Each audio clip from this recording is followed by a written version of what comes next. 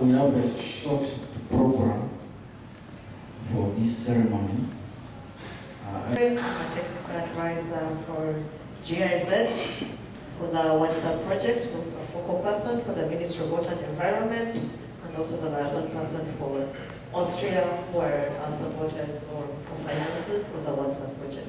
Thank you. I am Patrick Otero, Commissioner for Refugees in the Office of the Prime Minister. Good morning, everyone. My name is Julia Michel, and I'm an advisor for the GSM WhatsApp project.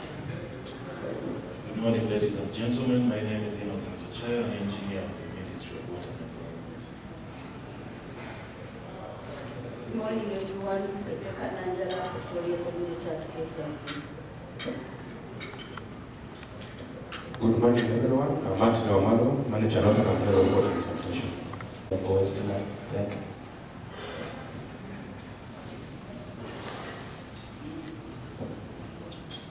Morning, ladies and gentlemen. I'm Aymara de Gracias, the work with Bank of Gracias Corporation.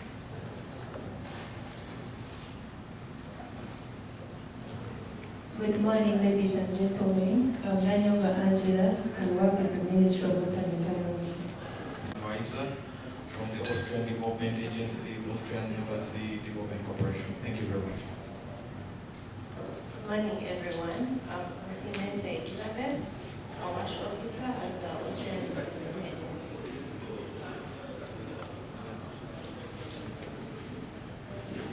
And my name is Simon Young. I work with UNHCR as the Water and Sanitation Secretary. Thank you. Good morning, everyone. My name is Namdi Naji, I'm Operations Officer. Has necessitated a shift from short-term humanitarian aid to long-term sustainable development, particularly in the water and sanitation sector. In line with the comprehensive refugee response framework, the Ministry of Water and Environment, in partnership with the Office of the Prime Minister and United Nations High Commissioner for Refugees, has embarked on transition water supply systems in refugee settlements, from humanitarian management to integration into the national utility structures. This shift is designed to ensure equitable access to safe and reliable water services and sanitation for both refugees and host communities. This transition is driven by the reality of Uganda's protracted refugee situation, marked by rising numbers and declining humanitarian funding. Maintaining a parallel humanitarian service model is no longer sustainable. A more integrated, nationally driven approach is both necessary and is overdue.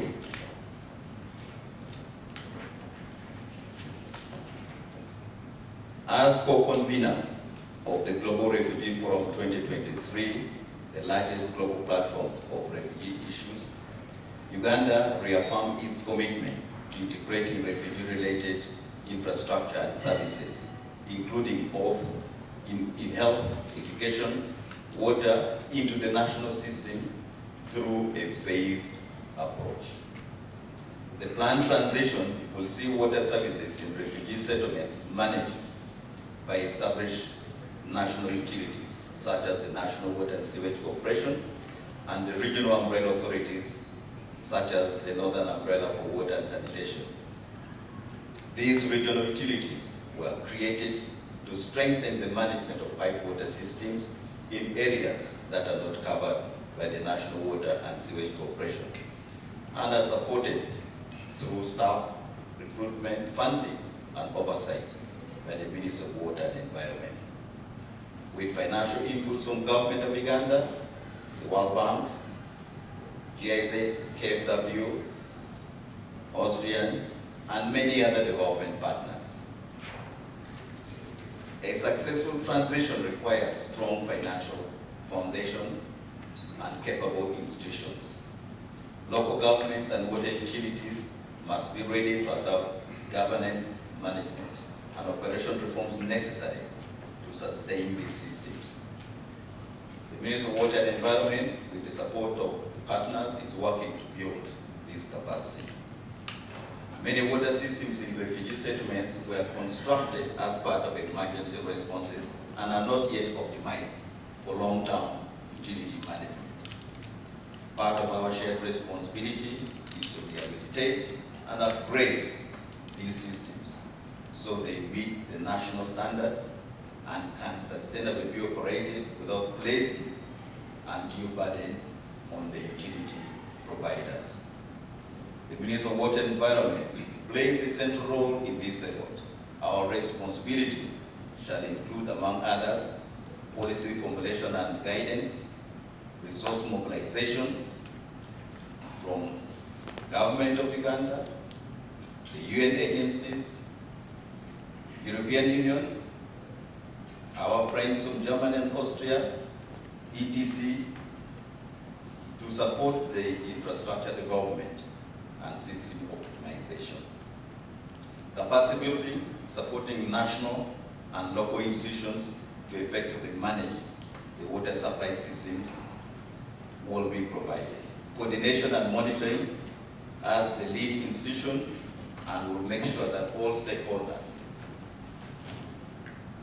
are covered and play their role in as far as the supply of water and sanitation to the refugees and the host communities are concerned. Today, under the term of the MOU, the Ministry of Water and Environment reaffirms its commitment to providing the policy guideline, facilitating the gazettement of the refugee settlements, mobilizing resources, holding infrastructure in trust and ensuring assets are managed in public interest, and will be organizing regular coordination activities and engaging with the district governments to support and implement the transition smoothly. And will also be leading the development of signing and execution of the Uganda Water Supply UWS work plan.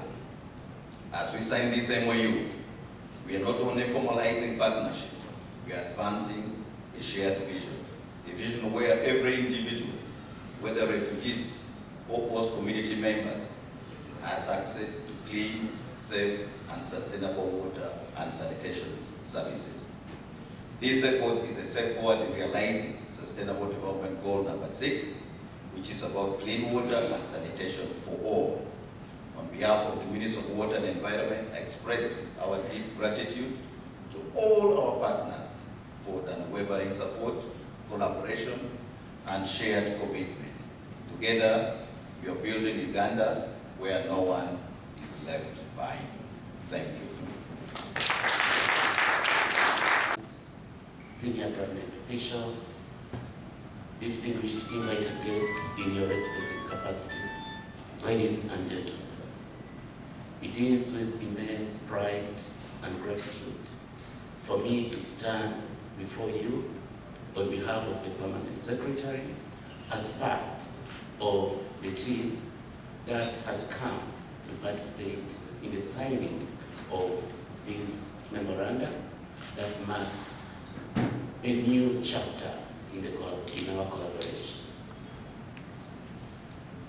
Mr. Permanent Secretary and distinguished guests, I wish to extend our deepest and sincere appreciation to your ministry and to the government of Germany through GIZ for funding this program, and to all those who are participating in ensuring that the signing ceremony is fulfilled today. I would like to emphasize that the signing of this MOU will go a long way in strengthening our collaborative efforts, the collaboration between the Office of the Prime Minister, Minister of Water and Environment, and UNHCR in providing clean water and sanitation services to the refugees and host communities, as was earlier emphasized by the PS Minister of Water and Environment. I'd like to say that this MOU blends very well with our key mandate of offering services to the refugees and the host communities. As government, most of the Office of the Prime Minister, we appreciate all your efforts and we work with all of you to ensure that the signed MOU realizes the purpose for which it was designed. Needless to mention, the signing of this MOU today is a true manifestation, reflection, and testimony on how strategic partnerships and holistic, inclusive approaches can drive progress towards Uganda's development aspirations. Provision of water and sanitation services, ladies and gentlemen, is one of the key pillars that is very crucial in the national response for refugees in this country. And of course, I also want to emphasize that the recently approved transition strategy provides for a phased approach in transitioning facilities, including water sources. Once again, I want to thank all of you for attending the signing ceremony and to reiterate our commitment in ensuring that the signed MOU will be implemented to the dot. Thank you very much.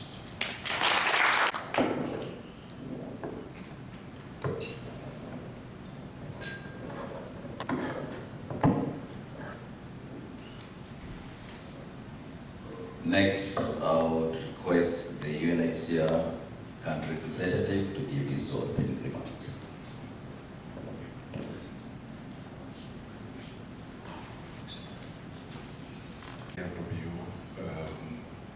And then all the EU, we have the French Development Agency. These are all agencies that are supporting the water projects in the country. After listening to the Permanent Secretary of the Ministry of Water and Environment, I told him the speech was so good and took care of all that I wanted to say. So I shouted mine immediately because it's so good. Let me just make an analogy. It's like a metaphor. When somebody visits you, normally the first thing you give to the person is a seat and then water. Uganda has been acclaimed for its hospitality and exemplary policy in hosting refugees. When refugees come here, Uganda offers land, that is a seat, and then water. That's why I'm so overwhelmed with joy to sign this MOU today, when the government of Uganda is taking full charge of providing water to their visitors that come in. After providing them the seat, you give them water. We've come a very, very long way. Now, despite the increased numbers of refugees, water tracking is only 0.2%. In 2018, water tracking was about 37%. UNHCR used to spend about $18 million a year on water. This year, we've made provision for about only $2.5 million. So you see, this is the success of the integration of water systems into national, water system for refugees into national systems. And this is the way we want to go. We want to encourage And that is why I'm sure all our development partners are happy to join this occasion to sign this MOU, which is another demonstration of the exemplary leadership of Uganda in the refugee management. This year, we have received over 110,000 new arrivals, bringing the total number of refugees to over 1.9 million. The number keeps going up. So it is very clear that we will not be able to do business as usual, especially in a situation where funding is going down. And therefore, integration of humanitarian assistance systems into national systems is just the way to go. A lot of progress has been made in other sectors as well, like in education, in health, in sanitation. But I dare say that where we have had the most success has been in water and integration of water into national systems. To the extent that now, despite the increasing numbers of refugees, we are able to provide 18 liters of water per person per day. In fact, in the north, we even surpassed the standard of 20, up to 23 liters per person per day in Mvepi, in Ajumani, all the settlements in Ajumani. But then when you go to the southwest, that is where we have some difficulties. I mean, in Aki Valley and other places. Kiliandongo is also another place where we are way below the 20 liters per person per day. This has also been due to the increased number of new arrivals who are being sent to these locations, like Kiliandongo. Just to remind or recall that most of the refugees from Sudan who came have been settled in Kiliandongo, therefore putting additional pressure on the water systems there. And most of the Congolese refugees who are arriving this year have also been sent to Aki Valley. That is why we have a shortage in these areas. But I'm glad that we are progressing well in this direction to ensure full integration of water systems for refugees into national systems. And I also want to continue to make an appeal to our donors so that this is not a transition, that we transition these services and then wash our hands off. For as long as refugees remain in the country, UNHCR and partners would have to engage, would have to continue to support the government in providing these essential services to refugees. So just a reassurance, the Permanent Secretary and Commissioner, that UNHCR will continue to engage. We are not going to wash our hands off at all. We will continue to engage, we will continue to support the government in mobilizing resources to support water and sanitation for refugees and the host communities. Because this is the way to go. And then we would also use this as an example to strengthen our resolve in other sectors as well. Permanent Secretary, you mentioned education, you mentioned sanitation, you mentioned health. One area where we may not have been very successful yet is in the area of protection. To what extent do we engage relevant government institutions to offer protection to refugees as well? Whilst still maintaining UNHCR's role, of course, the government through the Department of Refugees' role in ensuring protection for refugees in the country. But this is still in the works, and we will follow the lead and example of the Ministry of Water and Environment to ensure that this is also realized. So thank you very much for coming, and then I'm very happy and ready to sign this MOU and continue to support you, Permanent Secretary, and then Commissioner, in the government's quest to ensure total transition of some of these services, which was a pledge made at the Global Refugees Forum in 2023 by the government. Thank you. We also have, I think, the World Bank that is supporting us in especially the Kiliandongo side and Nachibale. And I also want to say a very special thank you to the utilities that are operating there for standing up and accepting to bear these challenges.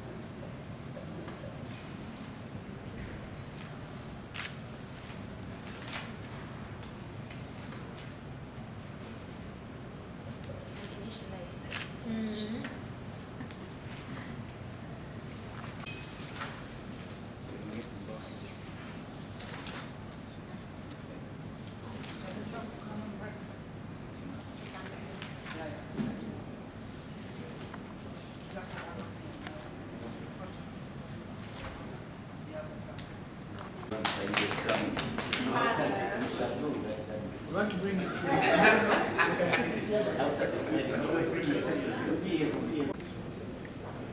Is there? Yes. We can use our pen. You can use this.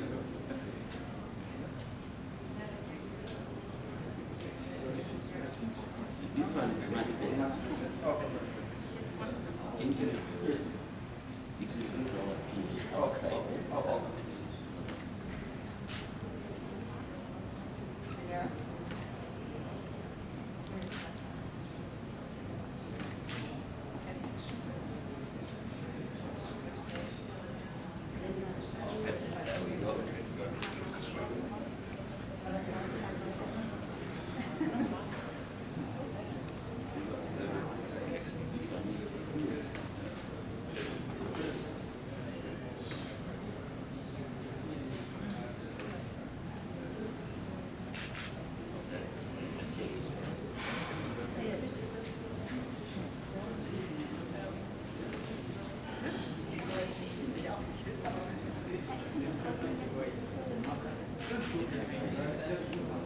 I don't think we have to sign because we're just the witnesses. So we've done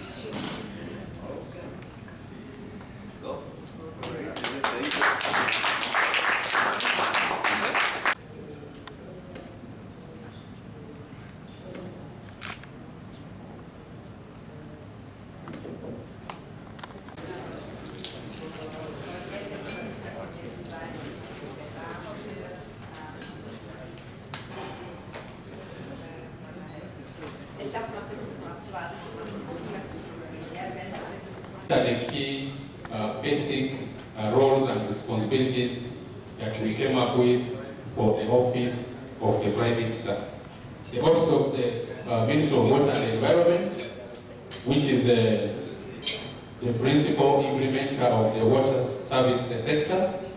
It has to provide policy guidelines, and also this MOU is deemed to constitute partnership between the parties that have signed this MOU. The pipe water systems that we are referring to are the systems that are transiting from the humanitarian to the sustainable utility management model. Of course, we have a list of those terms. The timeline, this MOU, we expect that after 3 years, it will undergo another review, and we might accept to continue in the way it is, or it might be reviewed to suit the circumstances then. But for now, we have started with 3 years. There is also a process of termination of this MOU, and we also foresaw that there could be a dispute, and whenever a dispute arises, we have given adequate provisions in the MOU that could be followed to resolve any disputes. We also expect that this MOU will be implemented, and all the parties to this MOU will hold the information from this MOU in confidence. And I want to confirm that the parties that have signed this MOU, one is also the Prime Minister, represented by the Permanent Secretary also the Prime Minister, Mr. Alex Atoza, of course, who was not present this morning, but who is going to append his signature to the document. In his absence, the Commission and Department of Refugees, also the Prime Minister was present, and he has appended signature to the document. Minister of Water and Environment, the Permanent Secretary, Dr. Alfred Olibdi, was present, and he has signed the document. And Mr. Martin Omalwa, Manager for Northern Umbrella Water Sanitation, has also appended signature to that document. The Office of the United Nations High Commissioner for Refugees, the representative Mr. Matthew Cranston, was here. He has signed the document together with Mr. Simon Peter Kodom, who is the head of WASH. So that's confirmation that this document has been fully signed by all the parties that agreed to sign. I also want to say that this MOU was not prepared by outsiders, it was prepared by the representatives from all those parties that signed this MOU. So it was an internal process which was later subjected to government legal advisor, the Solicitor General, who advised on how the document should be framed, and therefore it was subsequently approved for signing. And that's why it took us a bit of time before we reached this process. And fortunately it was approved, and that's why we have signed. I want to, in a special way, appreciate the support that we have received in the whole process. Our friends from Germany through GIZ, and also from Austria through ADN, they have been with us. This process has taken us about 3 years, and even up to today, as we are sitting here, this facilitation has been even supported through these parties. These are people who have stood with us through the process. At times we could argue, quarrel, but we ended up agreeing. And our other friends from Germany as well, they are developing systems in these regions. The systems that we are going to manage, most of them are being developed and are going to be upgraded further by all our development partners. The provisions, the role that have been assigned to all of us. And then, as stipulated in the MOU also, where we have to sign some specific work plans to implement certain aspects of the MOU. Yes, UNHCR will certainly stay the course and get involved. We are not going to escape, run away. No. And all partners involved in the refugee management, for as long as refugees remain here and moving to Europe, it is our responsibility to really stay engaged in the process. Thank you very much, and I'm sure we will have other occasions to meet and evaluate how we are doing. This is not the first time an MOU of this sort has been signed. There was one signed in 2018 and 2022, and there's another one which includes some of of the gazetted areas and even non-gazetted areas which have not been part of the previous MOUs. So I think with this, literally all the settlements have been covered.